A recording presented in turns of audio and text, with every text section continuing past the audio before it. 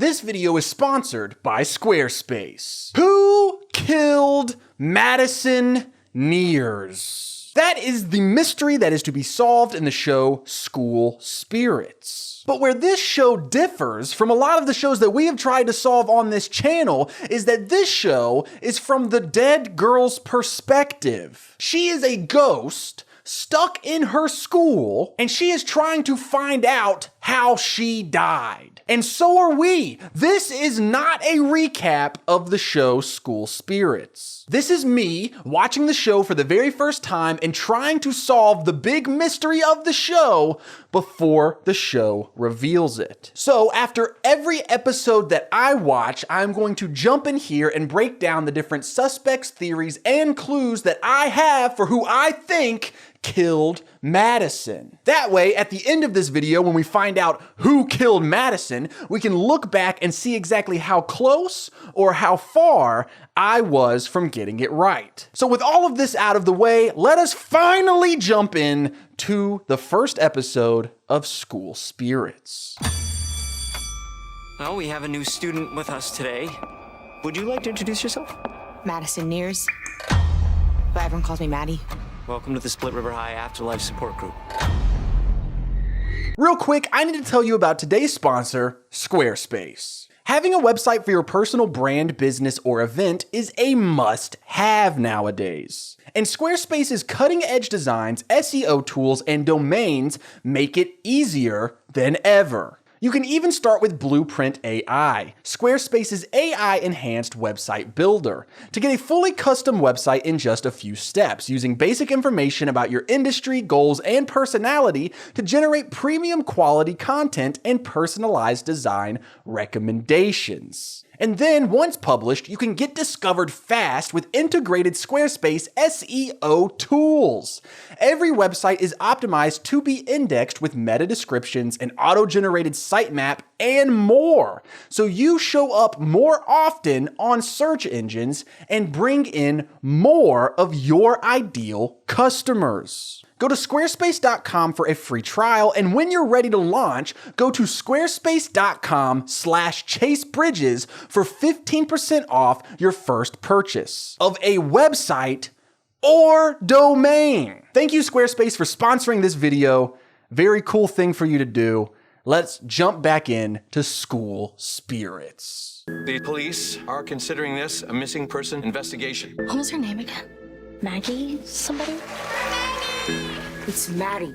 They can't hear you! I just watched episode 1 of School Spirits, and guys, what a fun show! I really like it so far. So basically, this is what is going on. The premise of the show is that this girl, Maddie, is missing. Except, we know that she's not actually missing. We know that she's dead. You wanna know why we know that? It's because Maddie's a ghost, and she's the main character of the show. And so the mystery that we are trying to solve, and everyone else is trying to solve, is who killed Maddie? Well, I guess they don't know she's dead yet, so they're probably just trying to figure out, like, where is Maddie? But we know Maddie ain't coming back. But there's other ghosts in the school as well. All of these other people who died in the school. And I guess the way that it works is like they're kind of stuck where they died until they're able to move on. And we meet a bunch of the other ghosts because there's this after death support group that some of the ghosts are in. And the first one we meet is Charlie. Now this is like her ghost guide. I guess he's just like, he's the one teaching her the ropes. If you thought life was hard. Now, Charlie, he died in the 90s. He had a peanut allergy, and, well, the school cafeteria didn't take care of it, I guess. There's this girl, Rhonda, right here. She's a very moody girl. And we find out that that is because she was murdered. She was murdered by her guidance counselor. We have this ghost, Dawn. Dawn is from the 1970s. And she's just kind of like a weirdo who doesn't go to the support group or anything like that. Wally, he is a football player who died on the field in the 1980s. 1984 to be exact. And they even named like the football stadium at the school after him. But not everyone in this show is dead. We also meet Maddie's living best friends, Nicole and Simon. Now, they are both obviously very upset about Maddie's disappearance because no one knows that she's dead yet. We also meet Maddie's boyfriend, Xavier, or Xavier. Xavier. I get made fun of in the comments for how I say people's names a lot. So, I'm sure I'll find out if it's Xavier or Xavier. Now, thing about Xavier is he's a bad boy. He smokes weed. He ditches class. He's in a band. And he's cheating on Maddie with this cheerleader named Claire. And kind of the main plot of this episode, other than, who killed Maddie, it's about Xavier. Because the big thing is no one has been able to find Maddie's cell phone. Well, when Xavier and Simon get into an altercation in class, his book bag kind of gets thrown apart, and guess what's in there? Yeah, you guessed it, Maddie's phone. So now Xavier's suspect numero uno. But we do find out that the reason that Xavier had Maddie's cell phone is because he stole it. He's innocent. No, but really, he did steal Maddie's phone before she disappeared because he had accidentally sent her a text that was meant for the girl that he was cheating on her with. And so he was trying to steal her phone so that he could delete the message before she finds out about it. But then Maddie disappeared, never showed back up. He still had her phone. Now everyone's like, where's Maddie? And he's like, oh no, I'm going to be the number one suspect because I got her phone. So he's just like, It does help Xavier's case that his dad is the sheriff. We also meet Maddie's mom. She is some sort of an addict. We don't know if it is alcohol or drugs yet, but it definitely comes up. And to be honest, that's all we really know about her relationship with her mom so far. And that's pretty much the characters that we're working with. And we'll get to some of the other ones in a minute. Right now, let's talk about what we know about Maddie's death. The first thing that we find out is that it is very strange that Maddie does not know what happened to her. She doesn't know who killed her. She doesn't know how she died. This is what she says verbatim. She says, 1 minute I was ditching study hall, and the next I ended up here. And throughout the episode, we do get key pieces of information.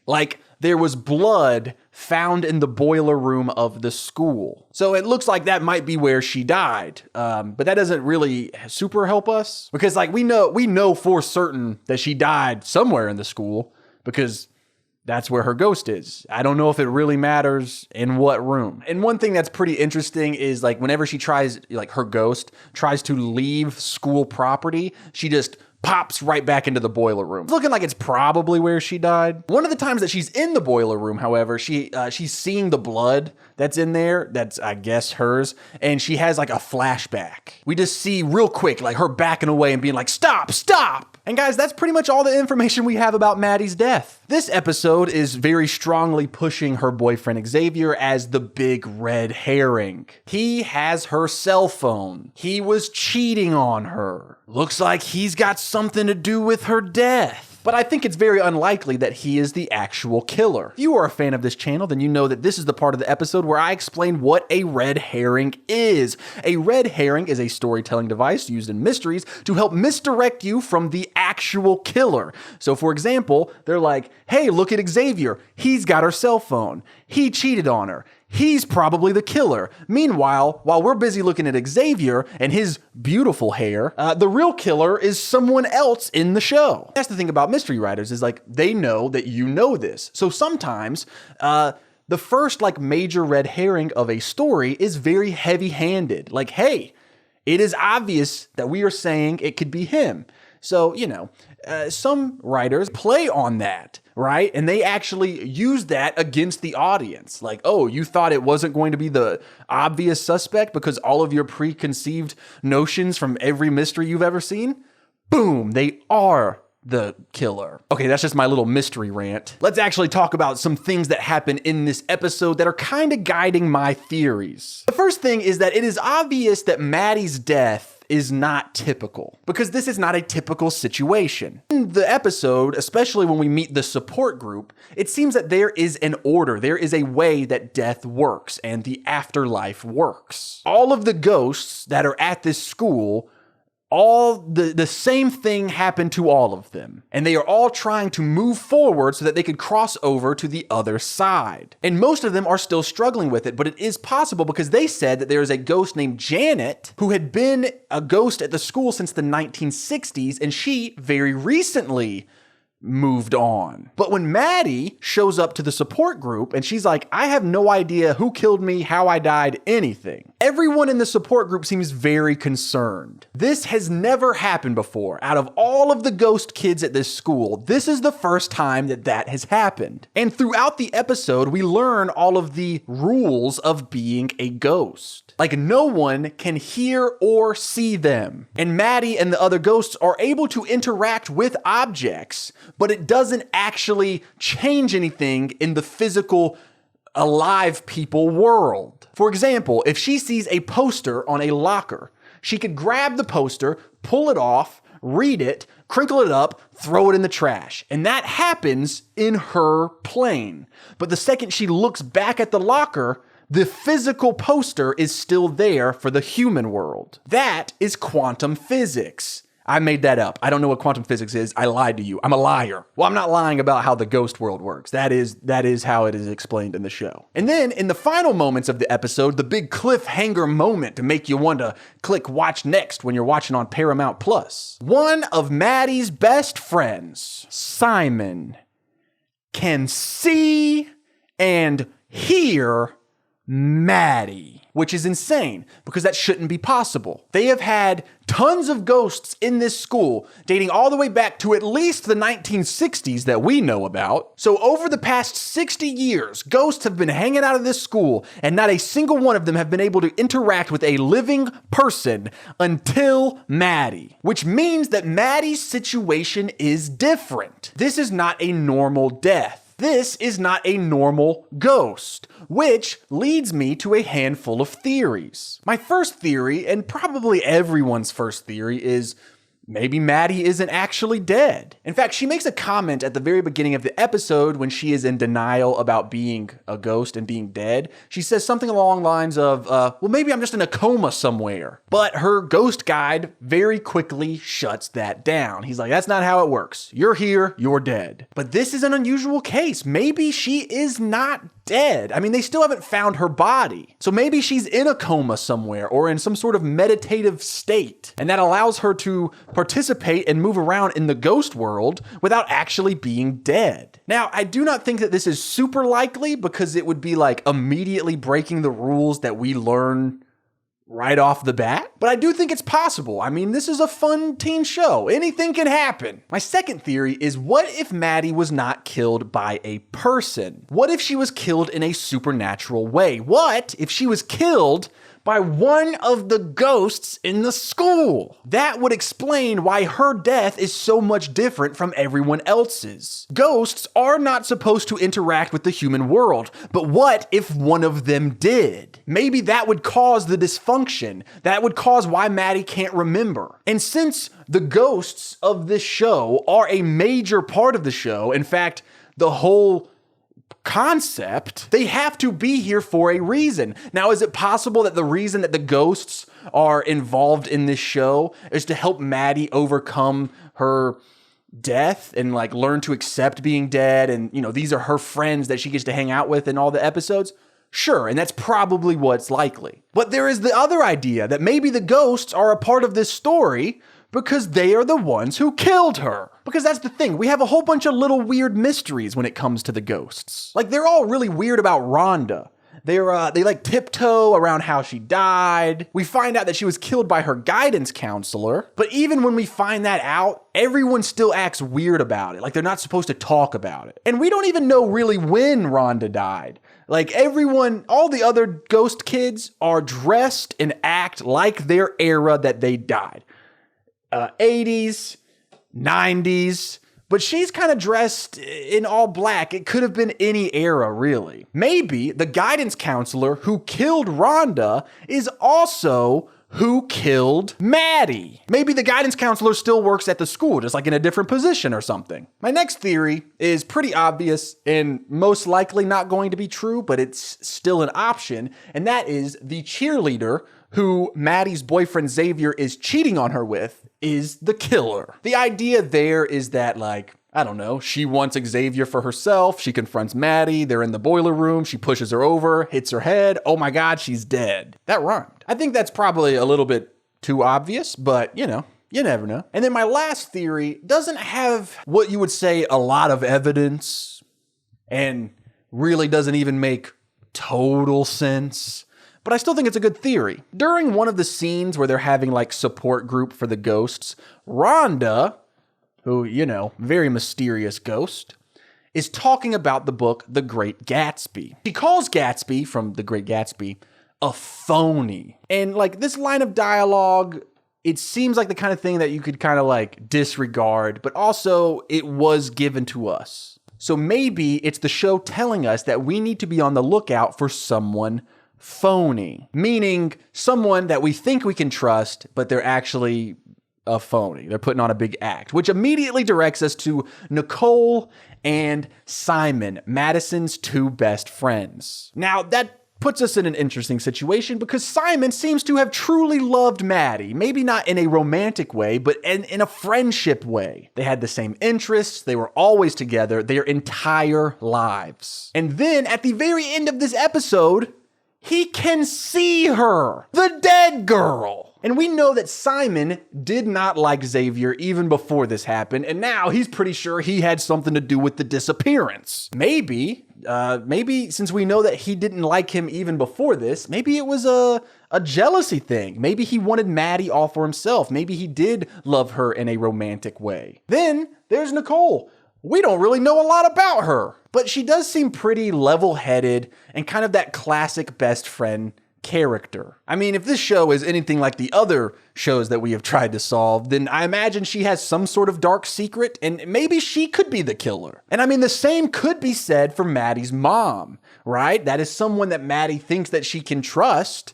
Maybe she's the phony, which leads me to who I think is the most likely answer for who could be the phony, and that is a teacher. We meet two different teachers in this episode. One of these teachers is sarcastic and kind of harsh to Maddie when she's still alive. He comments on her clothes and like says that she's doing a Kurt Cobain cosplay. Now, that's kind of a dark joke, right? And that could be all it is him making a dark joke. However, considering we know that Maddie dies, maybe it is a clue that it could be a self-inflicted death, much like Kurt Cobain's. Or it could be the comment of a kind of dark, twisted, inappropriate teacher. This is the teacher I'm talking about, by the way. His name is Mr. Anderson. The second teacher that we meet is a very nice lady. She comforts Simon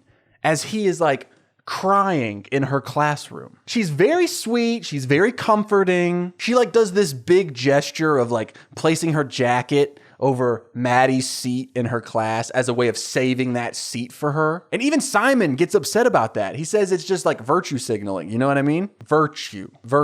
Anyway, he's essentially saying it's a big gesture that doesn't mean anything. It doesn't help find Maddie. And I think he's right. Could this teacher, could she be so nice and so friendly, but really be the big phony? And she's doing little things like this gesture of like, we're saving her seat for when she gets back. When you know damn well she's dead, you teacher murder person. Okay, I kind of dropped the ball on that one. And I mean, that kind of opens up other possibilities, right? We know that Rhonda was killed by a guidance counselor. Could this nice teacher lady be the guidance counselor that killed Rhonda? And now she's killed Maddie. Maybe she just has it out for her students.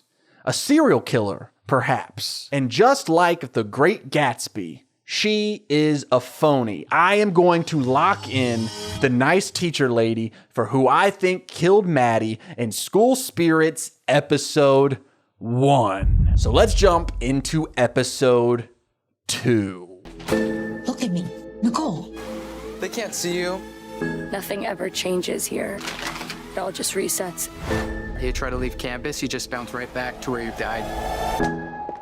They found a bunch of blood smeared all over the boiler room. Okay, I just watched episode 2 of School Spirits and things are heating up. Simon is able to hear and see Maddie. So now the two of them are working together to try to solve who killed Maddie. Everyone at the school, including Simon and Maddie, think that Maddie's boyfriend Xavier had something to do with her disappearance/death. And to be completely honest, with the information that we learn in this episode, I still hold my belief that Xavier is not the person who killed Maddie, but it does seem like he did something, and we'll get into that. First, let's do like a rapid fire of information from this episode. It could mean nothing, but it could mean something later on, so we're just gonna rapid fire it. We learned that a guy named Mr. Manfredo is the guidance counselor who killed Rhonda. We also meet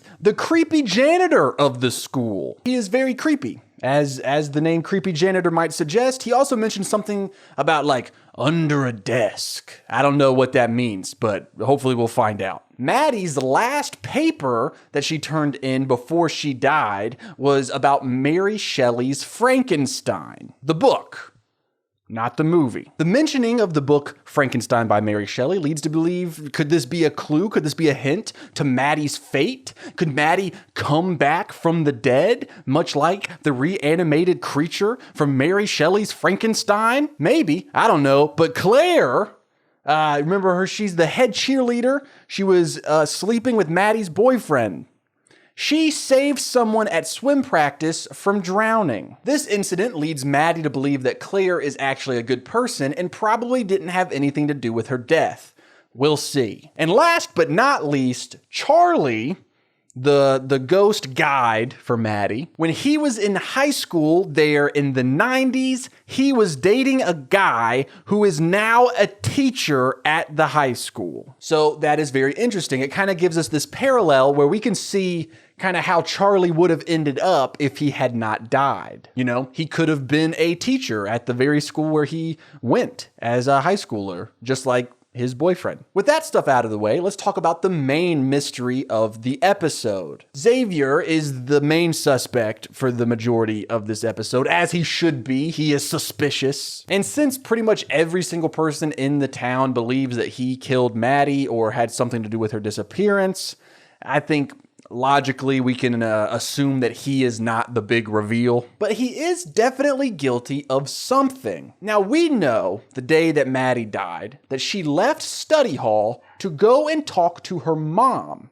Her mom had pulled up at the school. Maddie's mom says that she never actually found Maddie that day to talk to her. So that means that Maddie died sometime between when she walked out of study hall and before her mom could find her. I believe that was 8th period. So between study hall and 8th period, death. We find out that Xavier was not in 8th period. He had skipped class. Very suspicious. But in this episode, Xavier goes and visits Maddie's mom. And he tells her that the reason that he had skipped 8th period is because he was busy trying to guess the password so that he could get into Maddie's phone. You know, so that he could delete the text to cover up his affair? Is it considered an affair if you're in high school? Or is that just reserved for like married people? Maybe Xavier's secretly married. Anyway, Maddie's phone seems to be a very important clue because the phone that Xavier had, you know, the phone that he had stolen from Maddie's book bag, this is the very phone that the police took from Xavier once it was discovered that he had it.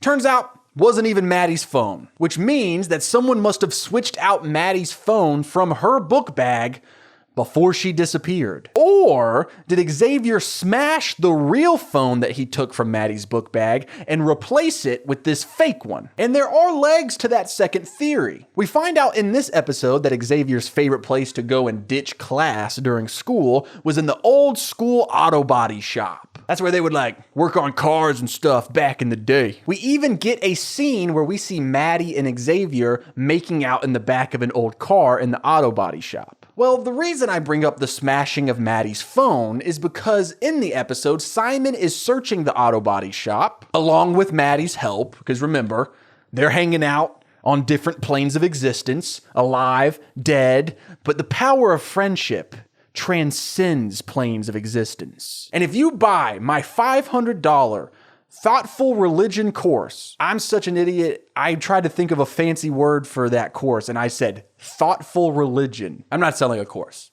That was a joke, but you can join my Patreon. Anyway, Maddie and Simon are searching the auto body shop for clues where they find a smashed up piece of Maddie's phone. The real phone, not the fake phone that Xavier had in his bag. So it's looking pretty likely at this point that Xavier smashed the real phone to get rid of any evidence and then got like a fake replacement phone in case the cops found it. Until something else happens in this episode. Do you remember the part in last part of the video where I was talking about the teacher who makes the comment about her dressing like Kurt Cobain? Just to refresh your memory, that is not the nice teacher lady that I locked in as who I think killed her.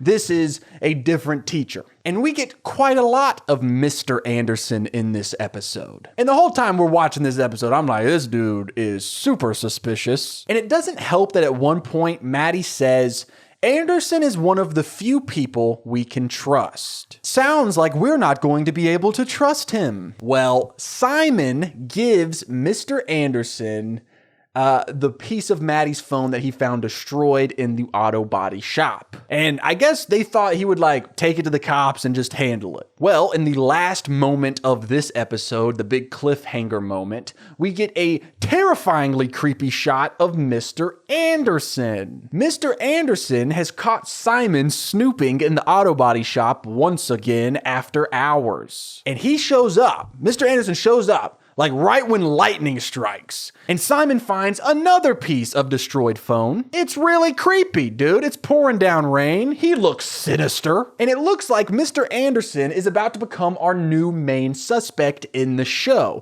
The question is, does that mean that he is going to become our main suspect for trying to solve the mystery ourselves? I don't think so. I think that the show is slowly transitioning from our main red herring of episode 1, Xavier, to a new main red herring in Mr. Anderson. I believe that the real killer is going to be someone that's not really in the foreground. Who killed you, Maddie?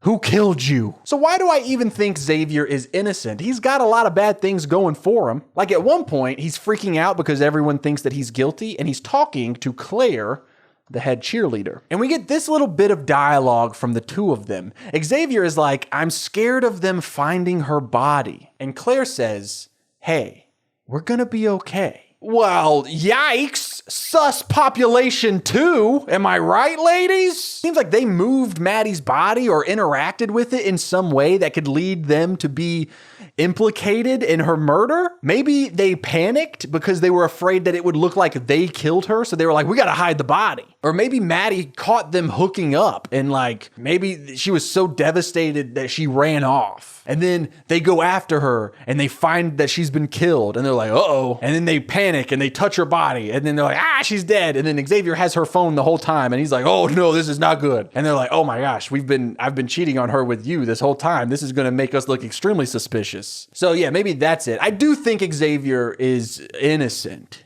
is what I'm trying to say. Because there's a certain thing that he says when he goes and visits Maddie's mom, and it just makes me think he's innocent. She asks him, did you hurt my daughter? And he goes, yes, but not in the way that you think. Actually, I can perform this scene better. Give me a second. Did you hurt my daughter? Yeah, but not in the way you think. Now, what that makes me think is it leads me to believe that what happened was Maddie found out about the cheating right before she died, and Xavier blames himself for her disappearance. Maybe he thinks she just ran away because she found out about his cheating. Or maybe he is afraid that her finding out that he cheated caused her to run off to the boiler room or something and get killed. So if he wouldn't have cheated on her, she would have never died. So, he blames himself even though he isn't the one that physically murdered her. And that is why I think he is innocent. Now let's talk about Mr. Anderson. Why do I think Mr. Anderson is innocent? Well, there's a few reasons. He seems to talk about Maddie's death a lot. And he just kind of seems to be on edge about it in general. My immediate thought while watching this was maybe he was obsessed with her. Maybe he was stalking her. Maybe he was in love with her. Potentially, because you know these teen dramas love to have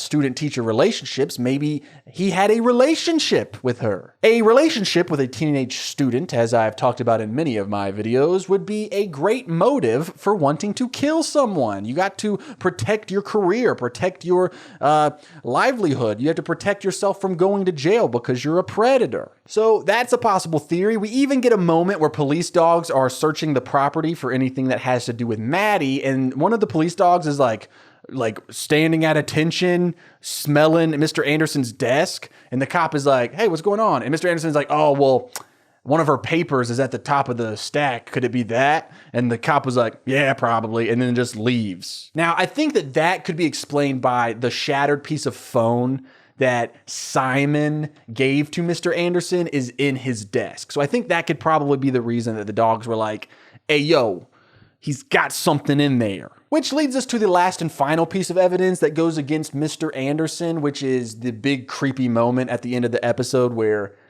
him and Simon are in the auto body shop during the storm. Is he the one destroying Maddie's phone? If so, why would he destroy the phone if he isn't guilty of something? I think that we are going to find out pretty quickly what he is guilty of, not the murder. But I believe that Simon and Maddie, who are investigating her own death, I think they're going to immediately be like, oh, it's Mr. Anderson. But me, you know, he's not becoming my number one suspect. I'm sticking with my guns. I think that whoever killed Maddie is someone that she trusts. Someone who is close to her and is a phony. And there is always the super nice teacher lady. I still think that's a good theory, but there is someone else who could be the phony. And that is Maddie's mom. And we get a line of dialogue from Maddie's mom in a scene where she is talking with Xavier. Remember that little bit of dialogue where she's like, did you hurt my daughter? And he's like, yes, but not in that way. Well, that wasn't the end of that conversation because she follows it up with, me too. But I never thought that she would never come back. It seems like Maddie was always there for her, picking up the slack because this lady is a bit of a mess. And Maddie was always there for her no matter how bad of a mom she was. And Maddie's mom said that she never found Maddie that day that Maddie died when she showed up at the school to go and talk to her. But what if she's lying? What if she did find Maddie that day? I mean, we watched Maddie see her mom park in the parking lot. So she leaves study hall to go and talk to her mom. And then she dies at some point there before 8th period. Maybe they met each other in the hallway or whatever. They started arguing. It got heated. And then boom, she pushed her daughter over, killed her, picked up her body and ran out of the school. No one saw her. Likely? Probably not. Unlikely? Maybe. But possible? Absolutely. I think that's a very strong theory, and that's the second time that I've brought up the idea that whoever killed Maddie did it accidentally. It's someone close to her who just pushed her or shoved her or something and accidentally killed her. I think that is a key that we are looking for here. I also have my theory that one of the ghosts could have killed her, and that's why we were having such a supernatural issue with death. I mean, as far as I know, this is the first time a ghost has ever been able to talk to a living person.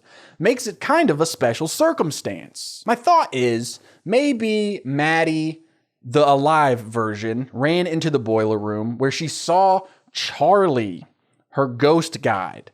And in a freak moment, this ghost named Charlie realized that this girl Maddie could see him.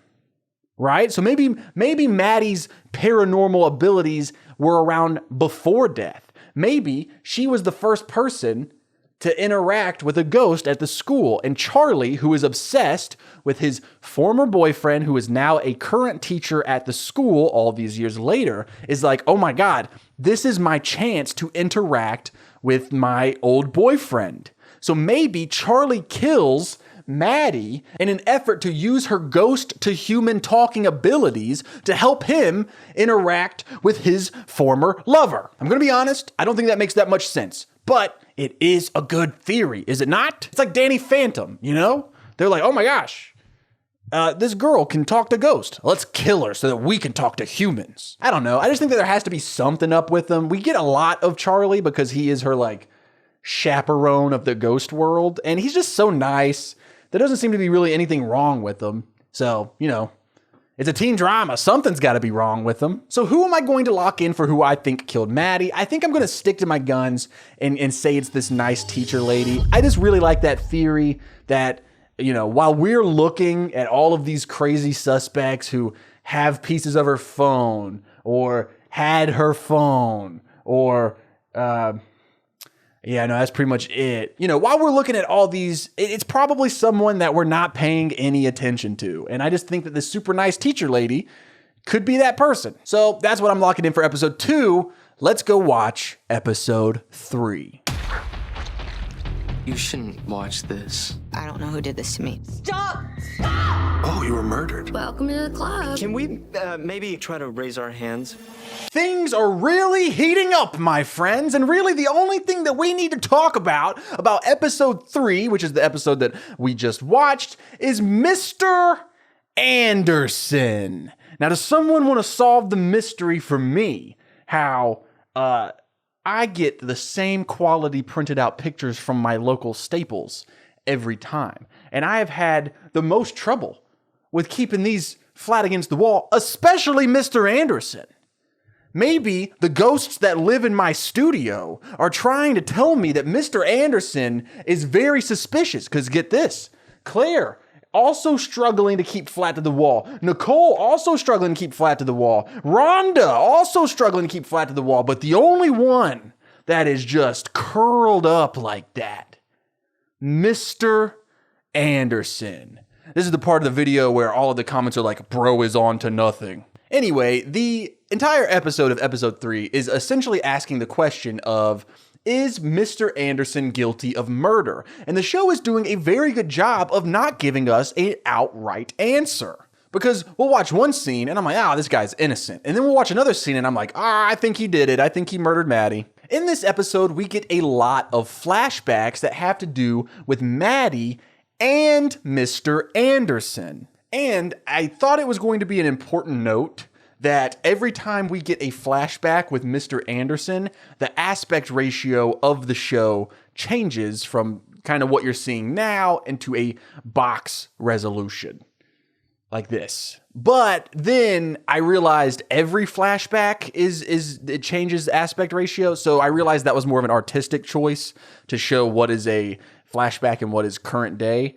And so I don't think it matters for the mystery. In these flashbacks, we learn that Mr. Anderson is the son of an alcoholic. And we see that he was actually reaching out to Maddie in an effort to try to be like, hey, if you ever need someone to talk to, I'm here. In fact, he gives Maddie his personal cell phone number and says, you can call me anytime, day or night. Well, Maddie does call. Maddie is in the car with her mom.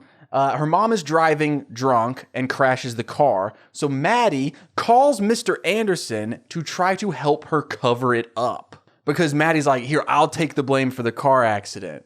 Just get my mom out of here. And it's actually like, it's a really sweet, when I say car accident, by the way, I don't mean like she hit another car. Like they just hit some trees in the woods. No one else was involved. But it's kind of a sweet moment where it's like, you know, Mr. Anderson is like, are you sure you want to do this? They could take your license away.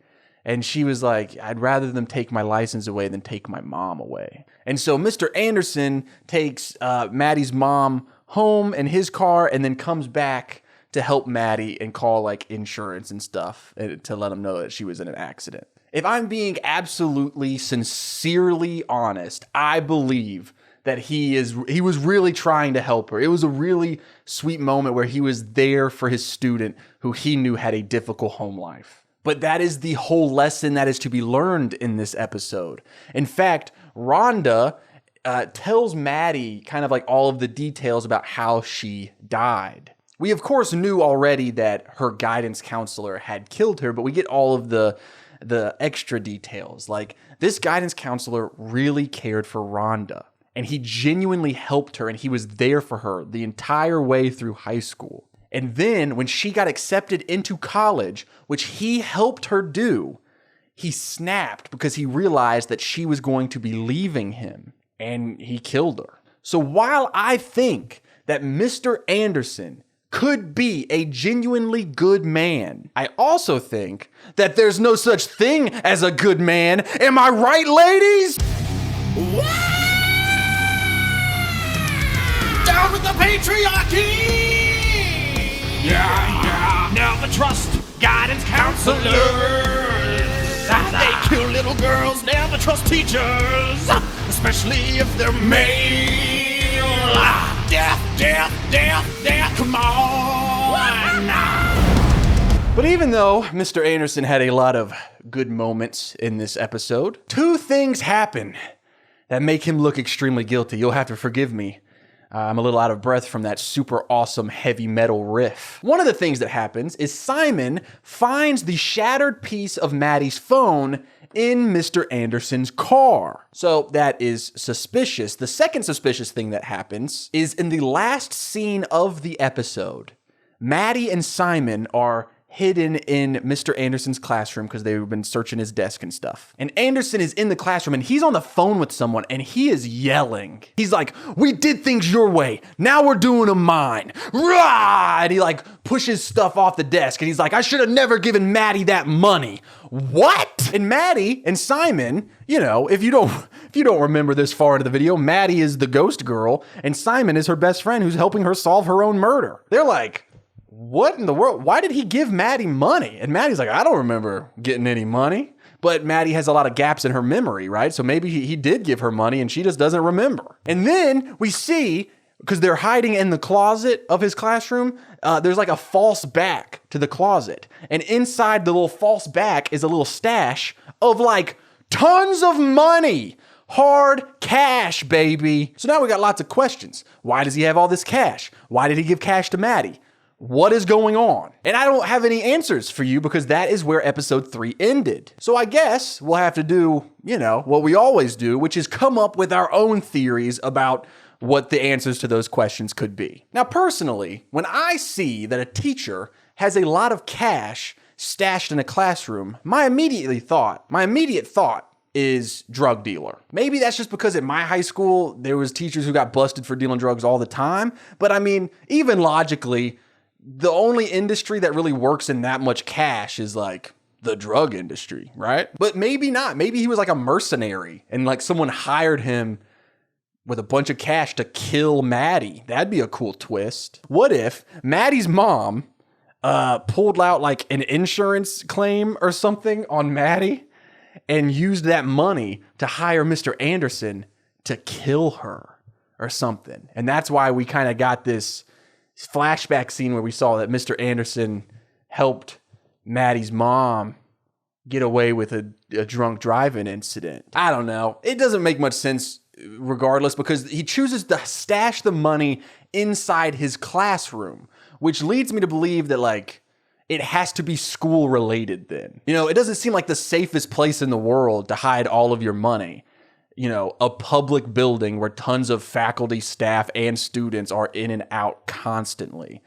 Maybe he lives in his car. Like his car is very messy when Simon is like looking through it. So maybe he just didn't have any other place to put the money than his classroom, but I don't know. And speaking of his car being a mess and he might live in his car, there's a moment, there's some dialogue between Nicole and Simon where Nicole is the one that actually gives him the idea to go search Mr. Anderson's car because she says it looks like he practically lives in it. And it's just kind of like, we get the sense in this episode that there's a strong theme of teachers do not get paid enough. So maybe it's just like, he's a teacher, he's broke, so he's doing something illegal to make money. Killing a teenage girl named Maddie? Maybe. Maybe he saw something he shouldn't have, like someone kill Maddie, and because he's poor, they paid him to keep his mouth shut, right? I don't know. And then there's the whole thing where he's on the phone with them being like, "I shouldn't have given Maddie that money." What does that mean? And why is he so upset that he gave her money? Did him giving Maddie money lead to her death? Because I do want to make something very clear. I do not think that Mr. Anderson is who killed Maddie, right? It's too obvious. The show has shifted way too much focus on this character for it to be the reveal. If I had to guess at this point with the information that I have, I would say that maybe he feels guilty about something that he did that could have led to Maddie's death without actually being the one who killed her. Something to do with money, I guess. And now he's like running around trying to fix things and make it right. I'm not saying that he's gonna end up being like a great guy or anything. Like, he's definitely guilty of something, but I do not think that he is guilty of killing Maddie. So if I don't think he killed her, then who did? Well, a few other things happen in this episode that opens the door for a few other theories. The big one is that Nicole gets a notification on Instagram. It's not actually Instagram, but it's like this universe's version of Instagram. And she gets a notification of Maddie liking one of her pictures. So now she's like, oh my God, Maddie is still alive. She just liked one of my pictures on Instagram. Again, not actually Instagram. It's a different app, but it's supposed to be Instagram. It's like back in iCarly and Victorious, how they had like theslap.com. I wish I could slap Dan Schneider. Am I right, ladies? Down with the patriarchy! It's a running bit, baby. The picture that Maddie's account, we know it wasn't actually Maddie, obviously, because Maddie's dead and a ghost, but whoever liked Nicole's picture from Maddie's account liked a specific photo of Nicole and Maddie in a certain hangout spot that they would go during school. So Nicole thinks that this is Maddie sending her a message to meet her up at that hangout spot. So she gets up there, and who shows up? Xavier. Xavier is the one who shows up. I don't think he's the one that liked her post on Instagram. Let me make that extremely clear. He seems just as confused about it as her, to be honest. But Nicole immediately panics because she thinks that Xavier has taken her up there to kill her. And I'm going to say this. Xavier seems to explain to Nicole, and I think Nicole believes him, and I think I believe him. He explains to her that he is innocent. And the reason that the police are no longer investigating him is because he has an alibi. He says that Mr. South, the creepy janitor, was in the boys' bathroom fixing a window for the entirety of 8th period and saw Xavier in there because, remember, he was in there trying to hack into Maddie's phone, which wasn't actually her phone. So he has an alibi, and he's been spending a lot of time with Maddie's mom, like helping her with things around the house, genuinely seeming to be like a caring boyfriend of a dead girl whose mom is struggling. And then at the end of the episode, we actually see Maddie's mom is joined by Nicole and Xavier to go search the woods for Maddie, right? Because there's still search parties going on. It's just the police aren't involved as heavily as they first were. And so now it's kind of up to just them. It feels like this marks a switch in this show where Xavier is no longer one of the main suspects and bad guys, and he has actually joined the Nicole, Simon, Maddie team of trying to figure out who killed Maddie. He's one of the good guys now. But that doesn't answer the question. Who had Maddie's Instagram? Who liked Nicole's picture from Maddie's Instagram account? We know from what we've learned so far that Maddie's cell phone in her bag was not her real cell phone when Xavier took it out of her bag during study hall. So the question is, did someone steal her phone before study hall and Maddie didn't even realize? And did that person who stole her phone, the real phone, hack into her phone and now has access to her accounts? And is that person the killer? And if they are the killer, or even if they aren't the killer, why would they randomly like one Instagram post on Nicole's feed? What sense does that make? This is a very fun mystery. I just want to say that. Meanwhile, Maddie has figured out how come Simon can hear and see her in only certain locations of the school. It's not free reign. It's only like in the cafeteria or in Mr. Anderson's classroom or at the bus stop. She's only able to speak to him and he can see her in places where people have died at the school. She's able to talk in Mr. Anderson's classroom because that classroom used to be the guidance counselor's office where Rhonda was killed. And Simon goes, the scars of the school. Mr. South said something about the scars of the school. Well, I don't know what the fuck that means, but it's spooky and I like it. Speaking of the creepy janitor, Mr. South, that's 2 references to him in this episode, which could mean nothing, or it could mean something. Do I think he's the killer? I don't think so, but maybe there's something up with him. Maybe he can also see the ghosts or something like that. Regardless, he's creepy and he's a janitor. And if you've ever seen Nightmare on Elm Street, that's kind of the whole thing. While Maddie's mom, Nicole, and Xavier are searching the woods for Maddie at the search party thing that night at the end of this episode, they find Maddie's movie ticket that she printed out with a boot print on it. Well, at least they say it looks like Maddie's boot print. So now it's like, what was Maddie doing in the woods? And I think personally that this strongly brings Maddie's mom into question because her timeline of events, I don't know how that would make sense. Right? Because she claims that she pulled up to the school, she was drunk, and we saw with our own 2 eyes Maddie leave study hall to go and talk to her mom. But Maddie's mom says that she never saw Maddie, which could be a lie. But we know that when Maddie walks out of study hall, she dies because she dies between then and 8th period. So now we find out that she was walking through the woods. Maybe Maddie's mom lied and Maddie did find her mom and was like, dragged her into the woods or something to talk. But then she has to go from the woods back into the school, down into the boiler room and get murdered with no one seeing. And I mean, what we know about Maddie's mom so far is that she is an alcoholic. That doesn't make her a monster who killed her daughter. It just makes her an addict. She has an addiction, right? So maybe she doesn't remember things clearly. But that being said again, Maddie is in a conversation with Simon and says to him that he never understood how bad things truly were at home. So maybe there is something deeper than just an addiction. I also have a theory that maybe Nicole isn't as innocent as we think that she is. My running theory at the moment is that maybe Nicole was obsessed with Maddie, in love with her, wanting her for herself. Yeah, because we get a flashback in this episode of Nicole and Maddie hanging out in their cool hangout spot.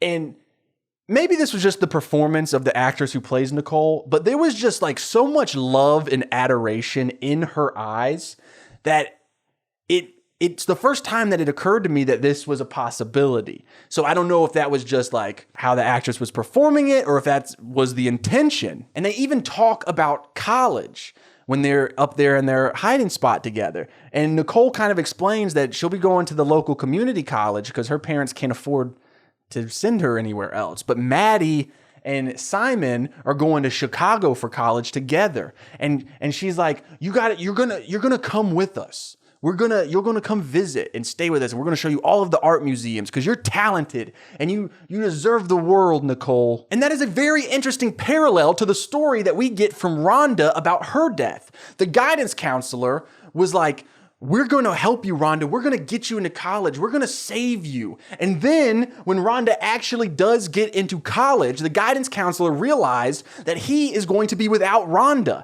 Nicole realized that Maddie and Simon were going to be going to college. Maddie was going to be leaving Nicole. And just like how the guidance counselor strangled Rhonda to death because he did not want to lose this person that he was obsessed with, maybe Nicole did not want to lose the person that she was obsessed with, Maddie. And while watching these episodes, because in the first episode, I was like, oh, this is the classic best friend. But as we learn more and as we watch more, we realize that Maddie and Simon are the super close best friends. And I'm starting to get the vibe that maybe Nicole wasn't even as close to Maddie and Simon as I thought they were. Because typically when you're watching movies and you're watching shows, there's the 3 best friends and they're tight, all 3 of them, since grade school. But in this show, it seems to be a little different. It seems to be like Maddie and Simon are super duper tight, and Nicole, while being their only other friend, might not be as close as she would want to be. And I just really feel like I'm cooking with this theory because for the first 2 episodes,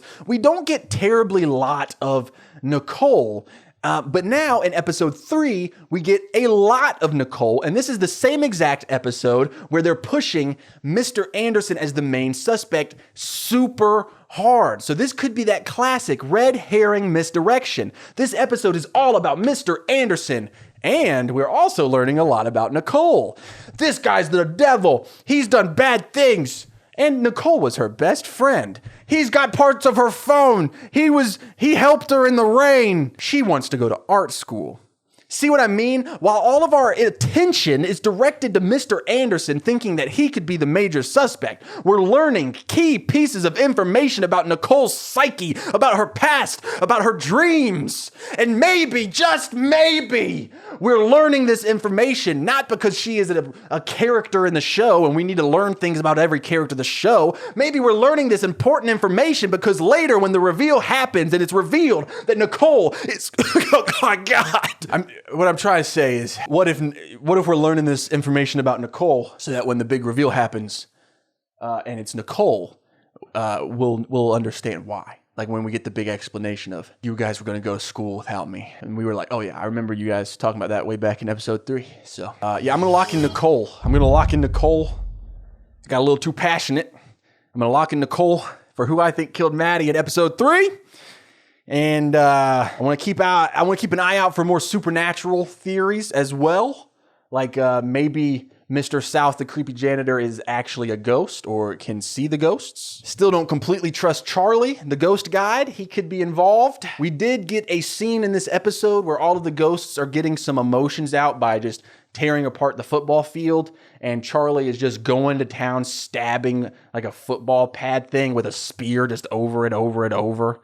Maybe that's showing us his murderous rage. But I don't have any concrete evidence for those wild theories. But we're gonna lock in Nicole. See y'all in episode 4. I need to know what happened. Let the people in charge figure out what happened.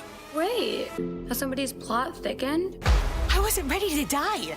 I just watched episode 4, guys, and this is the exact type of mystery-solving show that I just adore. And we get like this really fun reveal in this episode. It's not the big reveal of who killed Maddie, but it's this fun little reveal for something else that is just like so fun. Okay, so that leads us to the whole Mr. Anderson debacle. So Simon and Maddie decide, you know what? We just need to take all of this evidence that we have against Mr. Anderson, including like finding the cash in his closet and all that stuff, and we just need to turn it into the authorities. So that is what Simon does. Simon goes to the principal, tells them what happened. Principal calls the police. The cops come and question Mr. Anderson, who then turns the whole thing back on Simon because the cops didn't find any money in the closet, and Mr. Anderson explained that he got the phone crushed up piece from Simon, which was true. So now the cops are bringing Simon in for questioning,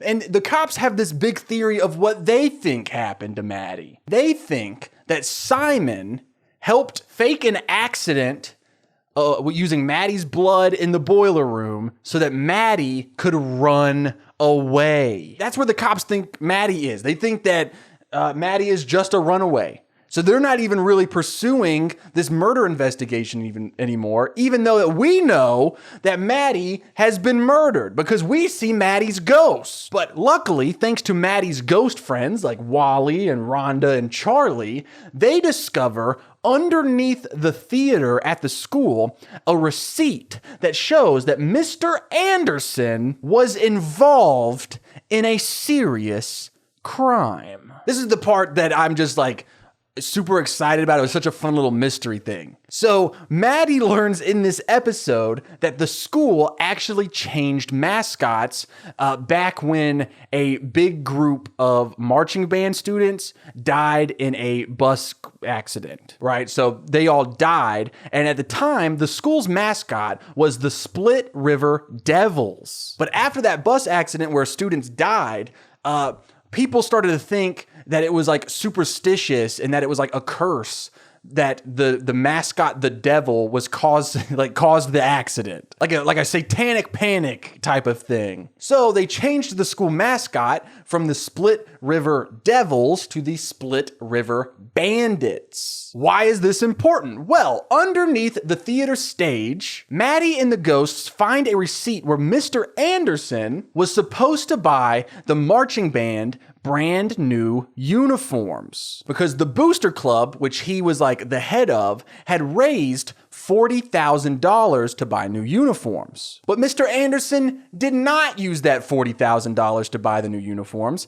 Mr. Anderson cashed that check under a fake company because Mr. Anderson had found underneath the theater in an old like costume warehouse, he had found a bunch of old marching band uniforms that looked brand new, even though they were from like the 70s or whatever. What I'm assuming happened is the school had bought brand new marching band uniforms with the mascot of the Devils. But then immediately after they bought them, they changed mascots. And so they couldn't use these marching band uniforms. So they just kind of have been sitting underneath the school for 30 years or whatever. So Mr. Anderson pockets the 40 grand, replaces the mascot patch on all of the marching band uniforms, and claims to have bought the new uniforms with the money. And that's like, what a fun little mystery, right? Like, I know that the big mystery of this show is trying to solve who killed Maddie.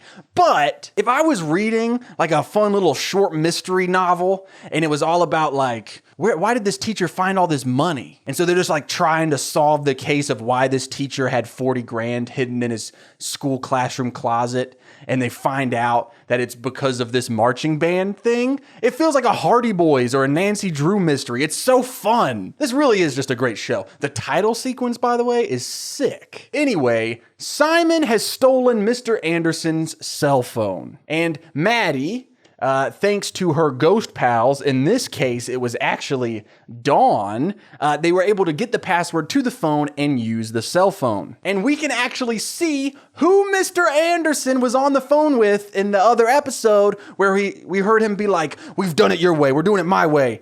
I should have never given Maddie that money. Rah!" He was on the phone with Claire, the head cheerleader. I don't know what is going on with this lady. And she has some secret with Xavier, remember? Because he was like, "I'm afraid they're gonna find her body." And she's like, "We're going to be fine." What does that have to do with you guys? So I guess like the immediate assumption from the information that we've gained is that like, okay, maybe Maddie found out about what Mr. Anderson was doing, potentially blackmailed him for money, and he killed her over it. But I just don't know how, I just don't think that's it. And also, how is Claire involved, you know? I will say that my theory that I locked in last time, which was the Nicole theory, I'm not so sure I believe that anymore. In this episode, she comes to the conclusion that Maddie is actually dead, and she seems genuinely devastated. And so, you know, like she goes to HorrorCon, and she's got tickets, and I think she just thought deep in her heart that Maddie would never miss HorrorCon and that she would be there. But she wasn't. But in this scene where she's at HorrorCon, we do get a jump scare kind of with someone wearing a Freddy Krueger mask. Now, and it's like a licensed Freddy Krueger mask, the real deal. That's the second time Nightmare on Elm Street has been mentioned. And remember, we have a creepy janitor at the school. If you haven't seen Nightmare on Elm Street, basically Freddy Krueger, the monster who infiltrates people's dreams and kills them and stuff, he was a school janitor. And I'm pretty sure he like burned to death in the boiler room. Maybe the constant mentioning of like Nightmare on Elm Street and Freddy Krueger could be a hint into what's going on with Maddie. Maybe she's not actually dead. Maybe she's on the brink of death and her subconsciousness is slipping in and out of the ghost world and the real world. And that is why she is able to talk to Simon and stuff sometimes. And then there's that kind of parallel where she's like Freddy Krueger, where she can infiltrate people's dreams. I don't know. This is really falling apart as I'm saying it out loud. We do know that Xavier is most likely innocent, but involved in some capacity with Claire, because remember they had that conversation of, "Oh, I'm afraid they're going to find the body.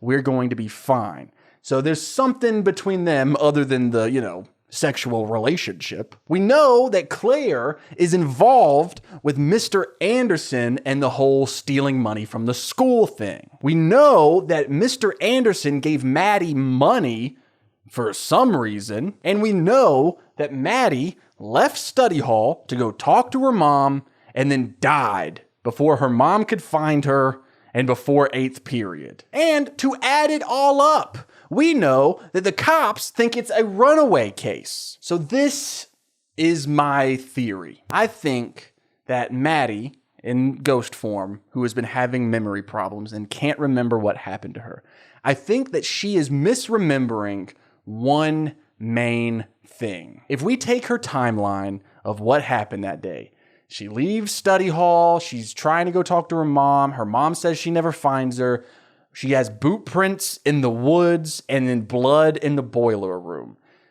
I don't know how all of that makes sense, unless Maddie doesn't remember that she did find out about Xavier cheating. And we know that for some reason, Mr. Anderson has given Maddie money. And we know that Maddie really trusted Mr. Anderson and called on him when she needed help. Perhaps she asked him for money so that she could run away. I think the big thing that Maddie is not remembering is that she was not happy. She was miserable. Her relationship with her mom was absolutely terrible. She always had to be the grown-up. She finds out that her boyfriend has been cheating on her with the head cheerleader, Claire. And as much as she loves her friendship with Simon and Nicole, it might not have been enough, and she might have wanted to run away. She borrows money from Mr. Anderson. Maybe she leaves the blood in the boiler room and tries to run away, and that's why we see her boot print in the woods. She was trying to run away.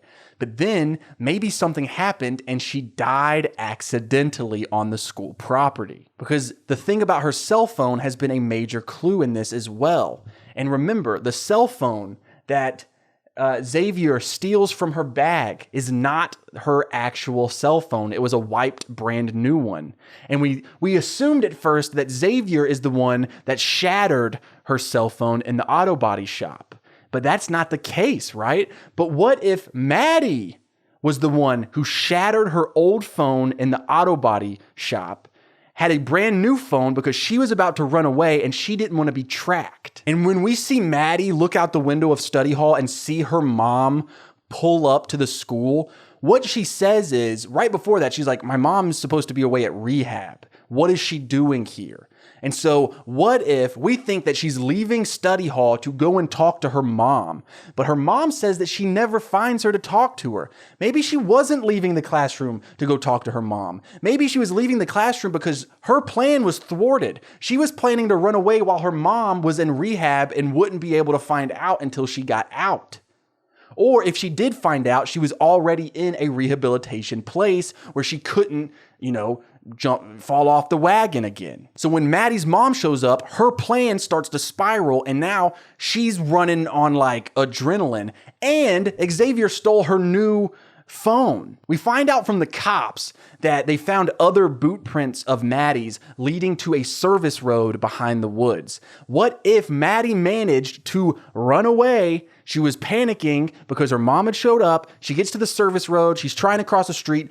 Boom, hit with a truck. She's dead. That's why they can't find the body. That's why she can't remember what happened to her, but she's still technically on school property or something. And now that she is a ghost and she's dead, she doesn't remember all of the painful stuff. She's like, oh, someone had to have killed me, because she doesn't remember how terribly sad and miserable she was, and that she was going to run away. She doesn't remember that she was going to run away. And that's why her ghost is still here at the school and hasn't moved on, because she has to finish her unfinished business. She has to accept how unhappy she really was in life.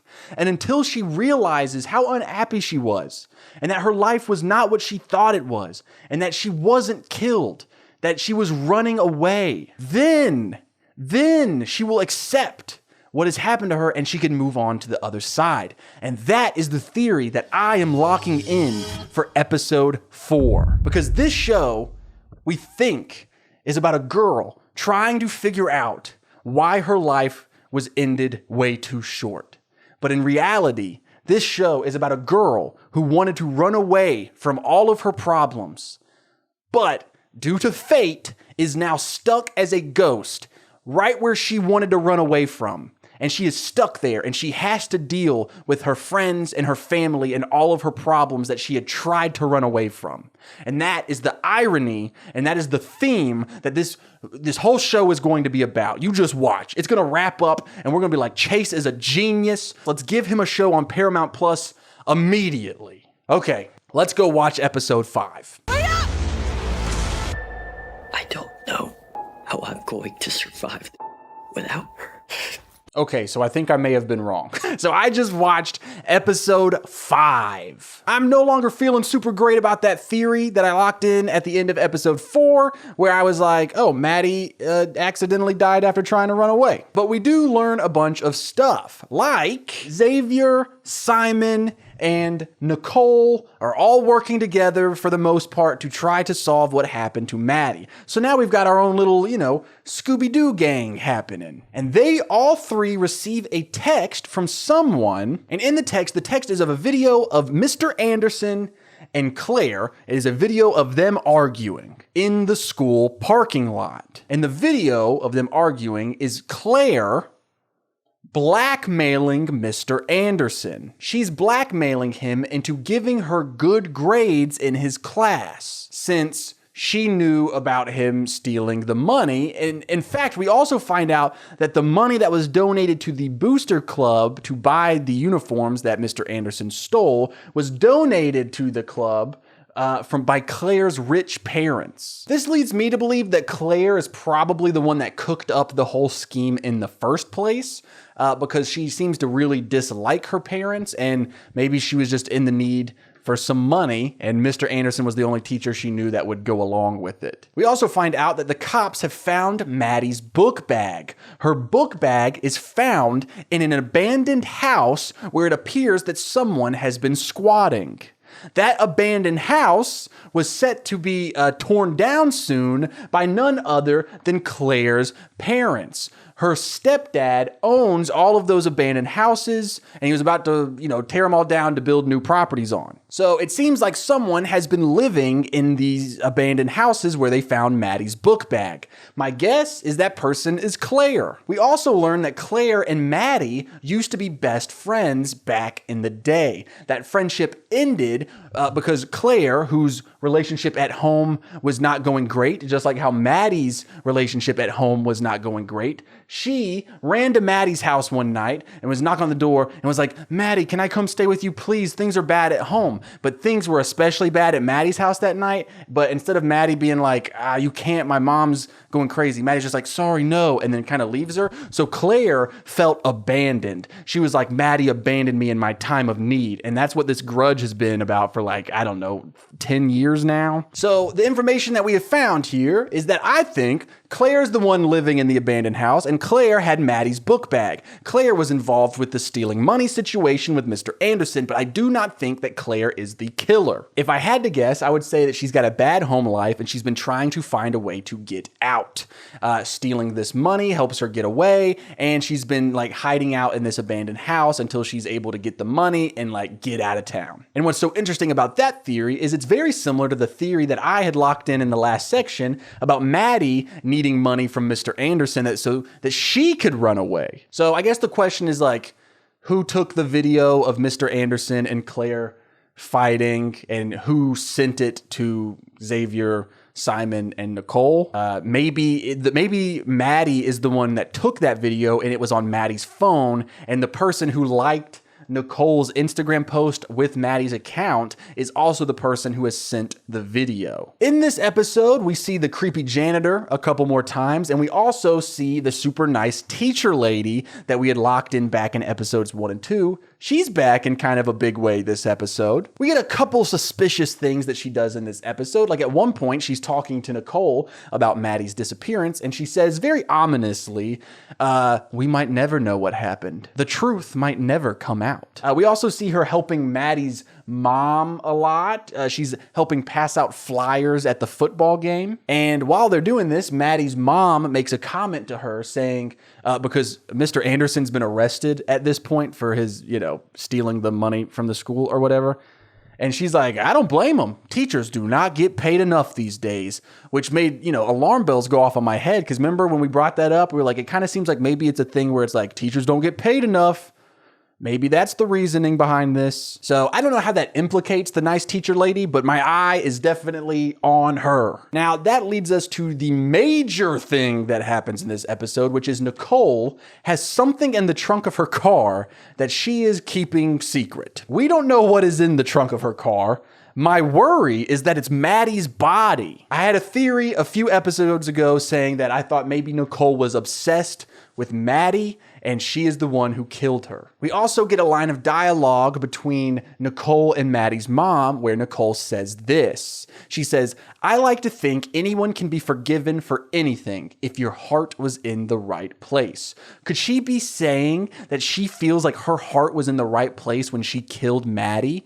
They were meant to be. They were destined to be together. She had to kill Maddie. I think that this could be a misleading clue and like whatever's in the trunk is mysterious, but it is not Maddie's body, but it's definitely being kind of like pitched up to us like, hey, Nicole's got something very suspicious going on. And this episode ends with Maddie and Simon visiting the fallout shelter that was built underneath the school during the Cold War. And considering that they can see and talk to each other in this bunker, that means that someone had died down there. And the bunker has a secret tunnel that seemingly leads all underneath the school and out. So Simon says that this chute must be where the killer got Maddie's body out of the school. Lots of stuff happening, man, but I don't think we're that much closer to solving who killed Maddie. I still feel very good about my nice teacher theory, and my Nicole theory, I think, holds a lot of water. And while I do not like the theory that I locked in the last part where I was like, Maddie tried to run away, I don't think that's true. But what I do think is true is I think there is one big key piece of information that Maddie is forgetting that is going to unlock this whole thing. I don't know if that secret was that she was blackmailing Mr. Anderson. I don't know if that secret had something to do with Nicole or Claire. I don't know, but I just feel like she is forgetting one major thing from her life that would explain everything. So for right now, I have to lock in a guess, and I'm going to lock in my guess from all the way at the beginning of this video, which was, I think the super nice teacher lady is going to be the killer. The fact that she has been gone for the past 2 episodes and then shows back up pretty heavily in this episode, it feels like the show being like, hey, don't forget about her. And as we start eliminating all of the suspects on the wall one by one, it doesn't leave us with that many characters to, accuse. We don't think it's Xavier. We don't think it's Simon. We don't think it's the ghosts or Mr. Anderson. And this teacher lady, who's very nice, is a big enough part of the show to where if it was revealed that it was her, we wouldn't feel like, that lady? We barely saw that lady. If anything, it would just be like, whoa, she was right under our nose this entire time. So yeah, she's around in the show, but she's not super in our face. So I think that makes her just a really good suspect, but I guess we'll find out. I'm locking in the super nice teacher lady. Let's go watch episode 6. I just wish he knew I'm right here. He's hiding something.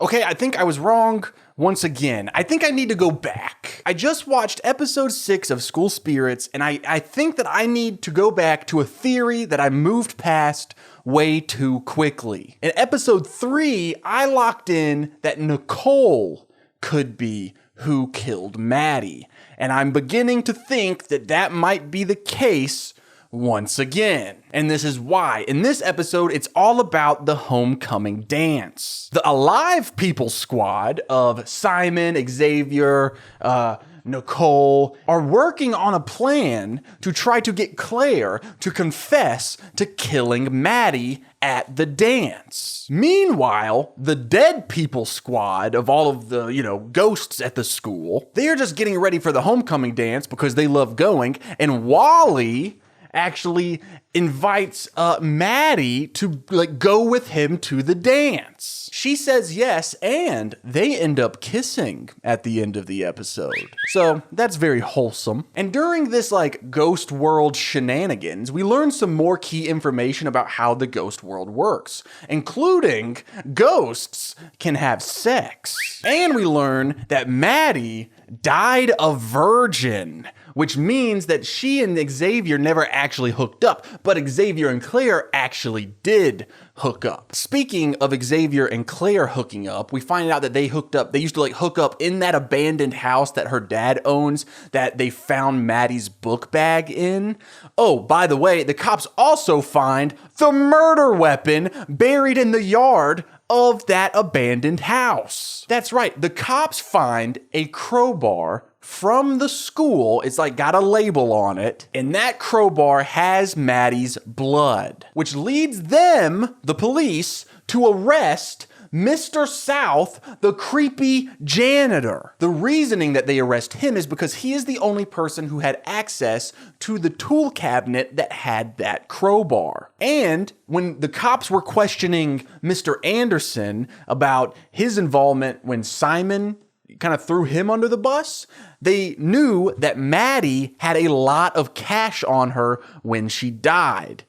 Because Mr. Anderson told the police that he had given Maddie money. So they assume that Mr. South saw that this teenage girl had a bunch of cash on her, killed her for the money. Now, I know what you're saying. Chase, did we ever find out why Mr. Anderson gave Maddie money?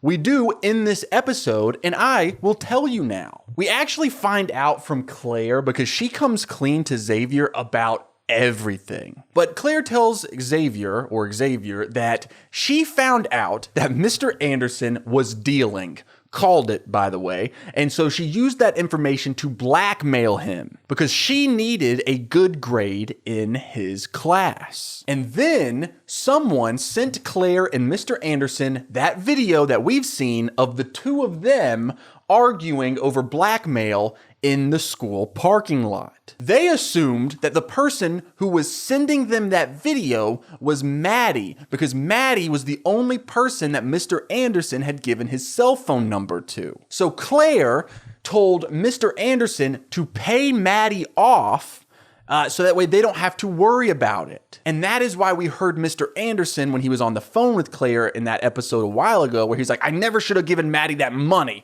Rah! Claire also admits to being the person who switched out Maddie's phone with the new one that was blank. And she did that because she was trying to break into Maddie's phone to delete the video of Claire and Mr. Anderson talking. She was trying to get rid of the blackmail video, but she couldn't get into it. She couldn't figure out the password, so she just gave it to Mr. Anderson, who destroyed it. So that explains why Claire has been acting so suspicious.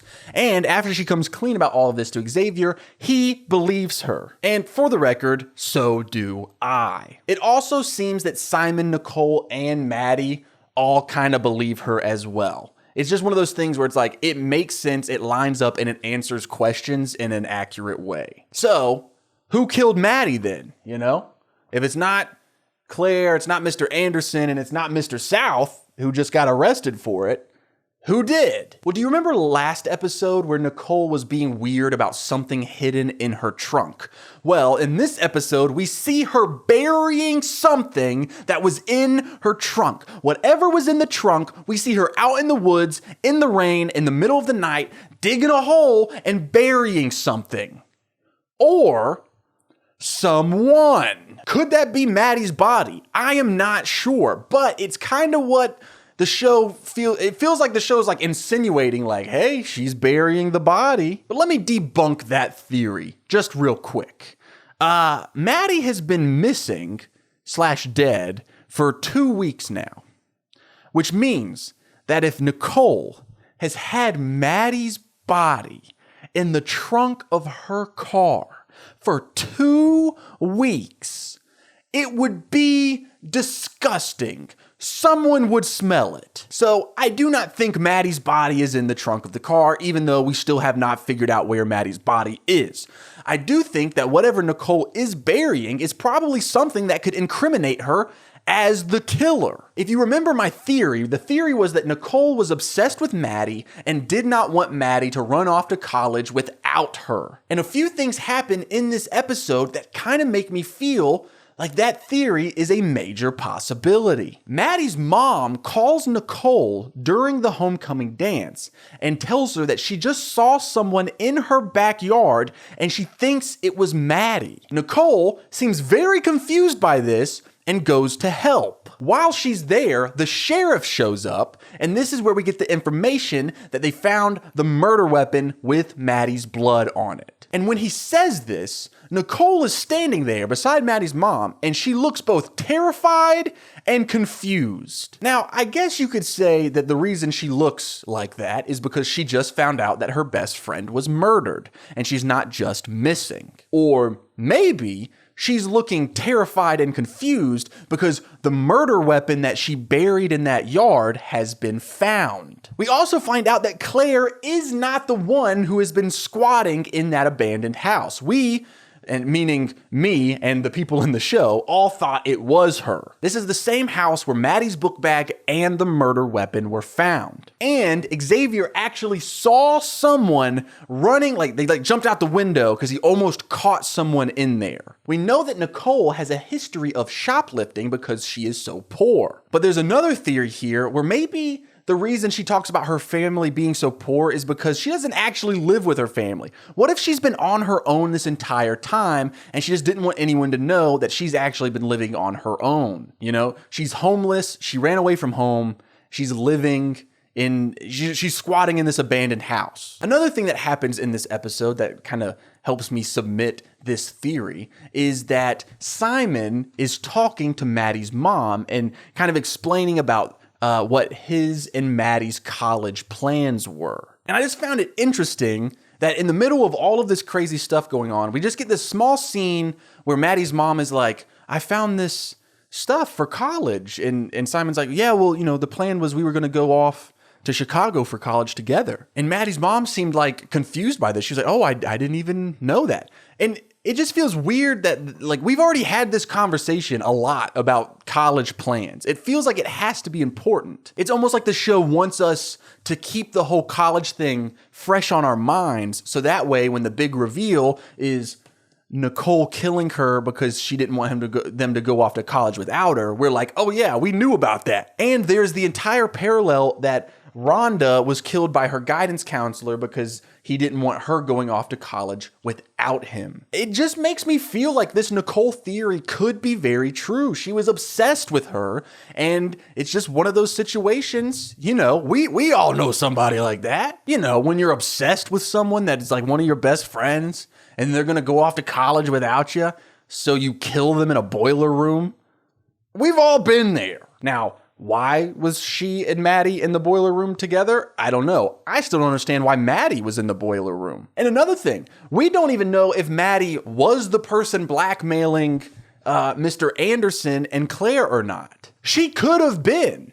We just don't know. They just assumed she was. She could have not been as well. It might not have been Maddie. We've talked a lot about Nicole needing money. Maybe she was the one blackmailing him. Maybe... Oh man, this is actually, This is my new theory. I think Nicole is the one who was blackmailing Mr. Anderson and Claire, but they thought Maddie was the one blackmailing them. So they give the money to Maddie, but Nicole needs that money. So maybe she in order to get the money from Maddie without explaining how that money is hers, she just hit her with a crowbar real quick and accidentally killed her. And that would actually explain that line of dialogue that we talked about in the other episode where she's like, I think that as long as, your intentions were pure, you could be forgiven for anything. She didn't mean to kill Maddie. In fact, she was trying to get that money so that she could stay with Maddie and Simon at college. So you know what? Cross out my whole, Nicole killed her because she's obsessed with her and didn't want her leaving her theory. I think the new theory is Nicole was blackmailing Mr. Anderson and Claire, but the money got accidentally given to Maddie. She really needed that money, and Maddie had the money. So she had to try to get the money, accidentally killed Maddie. Yeah, dude, that feels way better. It even fits better because her motivations are to get the money to go to college with Maddie and Simon. Because it doesn't make sense to be like, I don't want to be away from you, and then kill them. Right? Because then you're away from them now. And then perhaps Nicole is now framing Mr. South so that he takes the blame for the murder and she gets off scot-free. And the only two things that we don't know, because we know about what happened with the phone, we know what's been going on with the Mr. Anderson money stuff. We have everything tied up except for two major loose ends. Where is Maddie's body? And what is Nicole burying in the woods?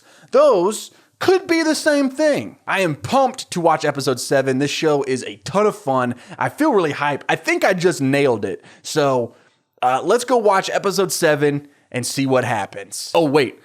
To clarify, if you didn't understand, I am locking in Nicole for who I think killed Maddie for this episode. Okay, now let's watch the episode. Did you hurt my daughter? You might not like the answers to your questions. Maybe it's a good thing you don't remember. A lot is happening, brother. A lot is happening. I just watched episode 7 and boy, oh boy, I thought that we were about to get the big reveal. And I really, truly thought that it was going to be Nicole who killed Maddie and I buzzer beater solved the mystery. But alas, we do find out Nicole is guilty, but she is not guilty of killing Maddie. It turns out that I actually totally nailed it. Like, not with who killed Maddie, but about some motivations. Nicole actually was the one who was blackmailing Mr. Anderson and Claire. And she did it so that she could get the money to go to Chicago so that she could be with Maddie and Simon. We totally nailed that. Like, to the point where it feels like we solved the show. But, I mean, we might have, but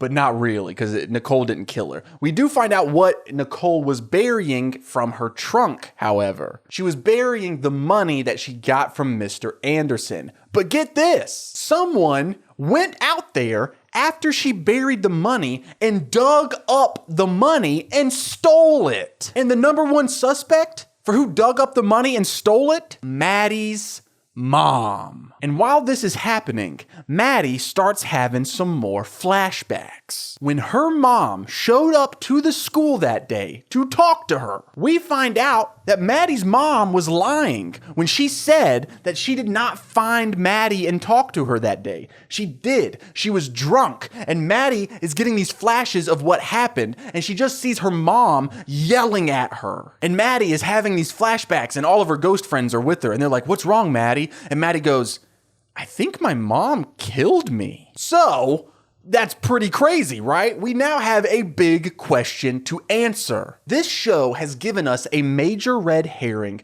for each and every episode so far, for the most part. There was 2 episodes, I think, where Xavier was kind of the major red herring. But we had Xavier, we had Mr. Anderson, Claire, the creepy janitor, Mr. South, and Nicole. So the question that we need to figure out is Maddie's mom the final big red herring for the final episode that we're about to watch? Just to throw us off one last time, the cliffhanger moment of episode 7 that we had just watched is the sentence, "I think my mom may have killed me." Is that the show kind of just teeing up the reveal for the next episode and we need to lock in Maddie's mom? Or is it one last major misdirection to keep us from pointing out the actual killer? But that brings us to a major problem. If it's not Maddie's mom, then who is it? Because guess what, guys?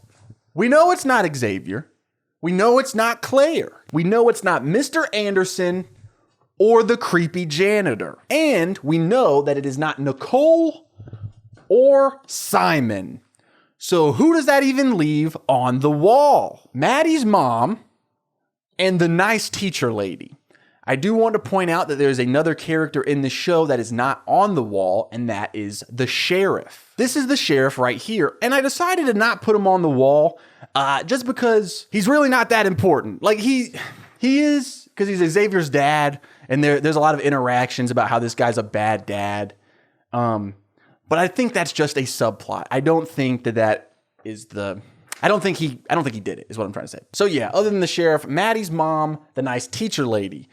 If we're going to take away Maddie's mom, if we're going to say she's the big red herring for the last episode, the last final misdirection, then that only leaves the nice teacher lady. But here's the thing, I don't think she's going to be involved. Like, we continue to see her a little bit in every episode, so it is a possibility that she is the reveal, but I just don't think it's likely. And that's when I remembered that there is a whole other side of this cast, the ghosts. Do you remember all the way back, it might have even been episode 1, where I started talking about my theory that Maddie may have died in a supernatural way? Because she is so different in the afterlife than the other ghosts around her. She is able to communicate with someone in the living world. What makes her so much different from the other ghosts? Well, in this episode, Maddie actually helps the ghost character Dawn move on to the other side. And it's this really cool scene where she feels at peace thanks to something that Maddie has said to her. And it's just like the whole school begins to vibrate, and the fluorescent lights of the school keep getting brighter and brighter until they fill the screen. And all of the main ghost pals, Wally and Charlie and Rhonda, are like, whoa, this feels different. And Charlie's like, I think Dawn just crossed over to the other side.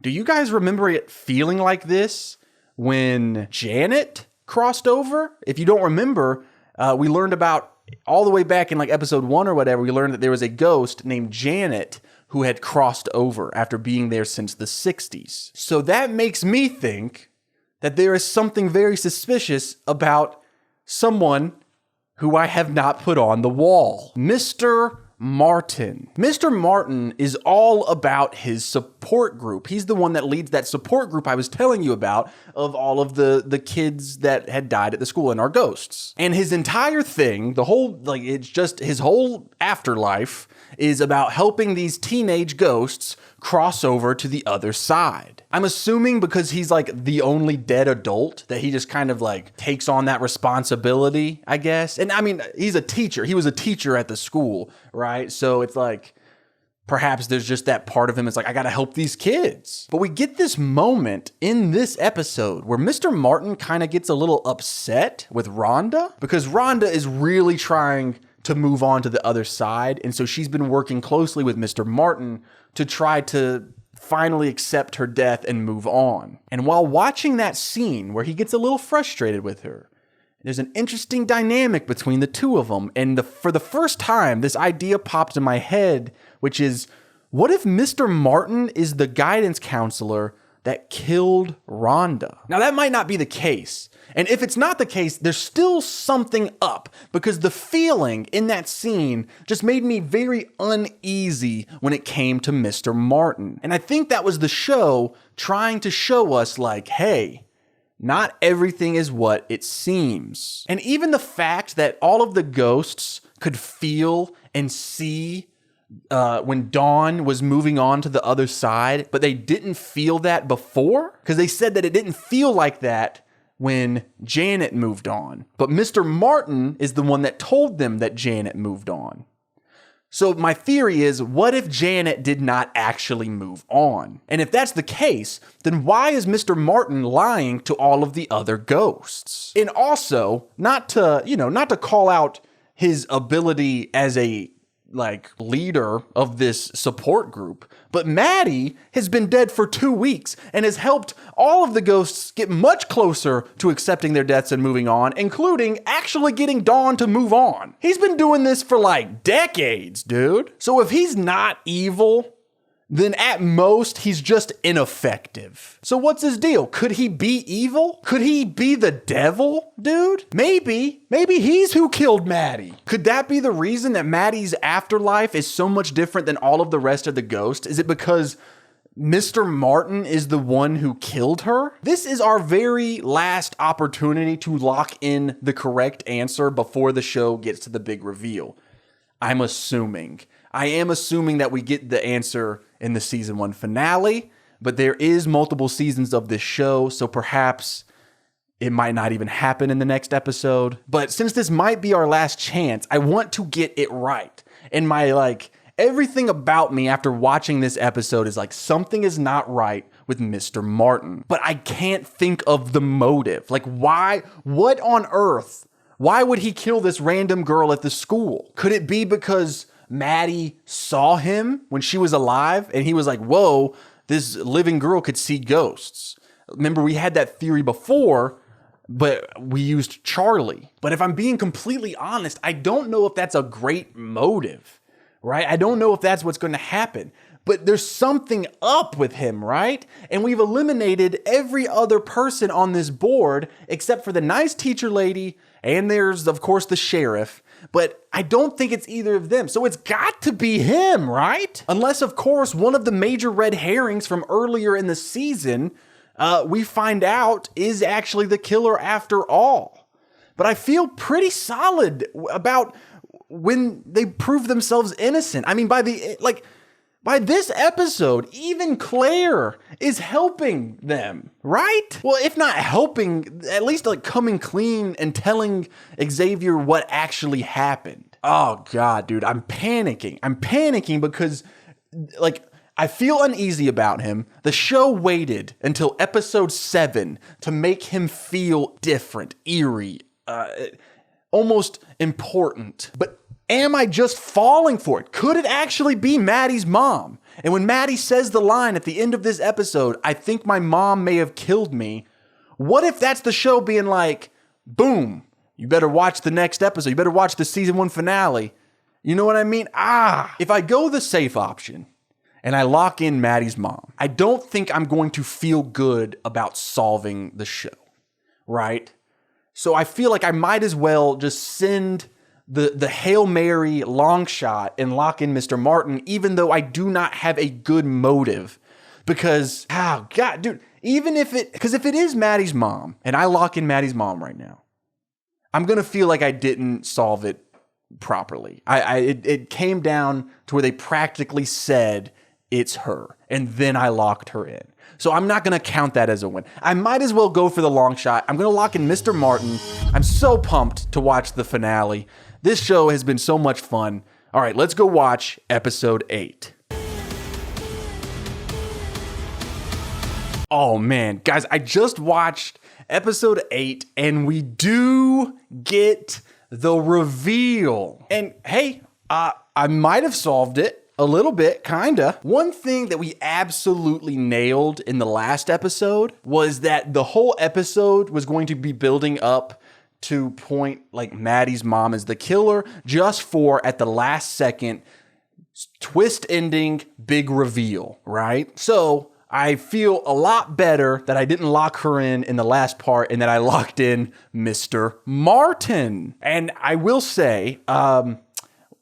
Martin did not kill Maddie. And while he did not kill Maddie, and I know if you haven't watched this show, which by the way, you should. This one is really phenomenal. If you haven't watched this show, then you're probably like, well, Chase, if Mr. Martin isn't the one who killed Maddie, then who killed Maddie? We'll get there. But for right now, we were on to something pretty heavy when we came into why we were locking in Mr. Martin. Also, real quick, just want to take a moment. I know I just said you should watch this show. And I know what you're probably thinking if you have made it this far into this video and you're like, why would I watch that show? You've told me everything that happens. At the beginning of my Can I Solve videos, when I say this is not a recap of the show, the reason I do that is because I am not talking about everything that happens in this show. I am only talking about the things that I would think relate to solving the mystery of who killed Maddie. There are whole subplots, there are whole characters in this show who are huge deals, and I've barely talked about them. So unless you're like the kind of person that spoilers just destroy you wanting to watch something, this show is very good and you should go watch it. I'm not being paid by Paramount Plus. Anyway, back to Mr. Martin. I want to take you back to something that I said all the way at the beginning of this video, in episode 1. I said, my second theory is, what if Maddie wasn't killed by a person? What if she was killed in a supernatural way? What if one of the ghosts at the school is who killed Maddie? That would explain why it's such a different situation. Ghosts aren't supposed to be able to interact with the human world at all, but if one of them did, maybe it would cause weird things like Maddie not knowing who killed her.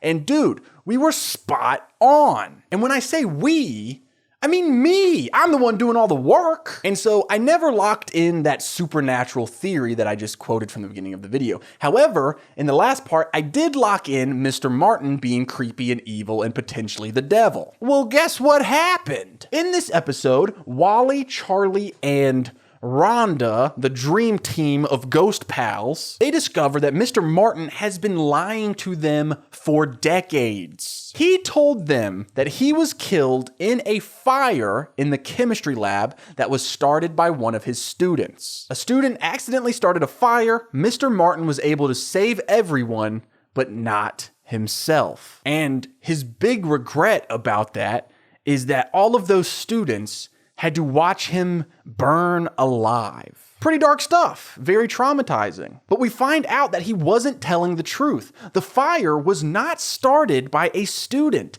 He started the fire that killed him. And he was not the only fatality. He said that he was the only one that died. One of the students in the classroom also died. Janet, the ghost that Mr. Martin said passed on to the other side. She was the one who died in his classroom with him in the fire. And last episode, when Dawn actually did cross over, all of the other ghosts could feel it. And they did not feel that when Janet crossed over to the other side. And they find out about this because they're going down to the Cold War bunker, which turns out to be where the chemistry lab that Mr. Martin died in used to be. They tore it down and turned it into a bunker during the Cold War. And it turns out that Mr. Martin has been keeping tons and tons of journals about research that he is doing on the ghosts. And we even get to hear some of the notes that he's been writing. Final moments are a source of great despair in the subject. Hypothesis: reliving final trauma to greatest extent possible may increase thinning and provide access point. That's pretty crazy, right? It seems like what Mr. Martin has been trying to do is use the traumatic deaths of the students, of the ghosts in his support group, to try to thin out areas and create access points to the human world. And these access points are in different locations where these ghosts died at the school. And that is why in the locations where people have died at the school is the only places where Maddie and Simon are able to see and interact with each other. But this is where this gets even closer because Maddie has another flashback. Maddie remembers how she died. Maddie was in the boiler room of the school with her mom, and they were yelling at each other and they were arguing. And after Maddie's mom leaves the boiler room, this was the moment where they really Maddie's mom looks over and sees a crowbar. And it's like, whoa, is she about to kill her daughter? But then she leaves. And we just see Maddie sitting in the boiler room, crying. And then she hears arguing. She hears someone yelling. So she walks around the corner and she sees Mr. Martin and a ghostly figure. It's kind of all black, so you can't really see. And the ghost figure flies through the air, impacts with a living human Maddie. Maddie goes flying through the air and boom, she's dead. Or is she?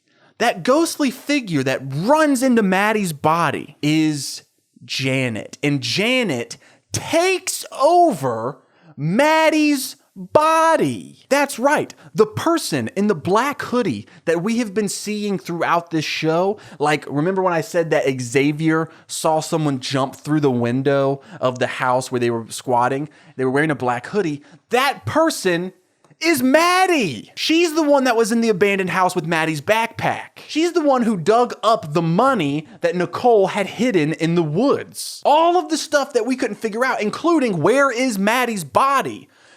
Maddie's body's walking around town, dude, because Janet the ghost has possessed her body, which means that Maddie's like soul left her body and is now in the ghost world. And we even get this scene where Maddie in the black hoodie runs over Xavier with his own truck, and he has to go to the hospital. He might be dead for all we know, actually. Nicole manages to film as it's happening, and when you zoom in on the video, Maddie is the one driving the truck, which means that Nicole and Simon and everyone knows that Maddie is still alive. And Simon actually thinks that the ghost that he has been interacting with at the school, who is Maddie for sure, we know this, he thinks that Maddie was just a figment of his imagination the entire time as a trauma response to cope over the loss of his best friend. But now that he thinks that Maddie's still alive and driving around out there, he doesn't think that he's been interacting with a ghost at all, because they don't know that it's Janet's ghost in Maddie's body. It's Janet's mind,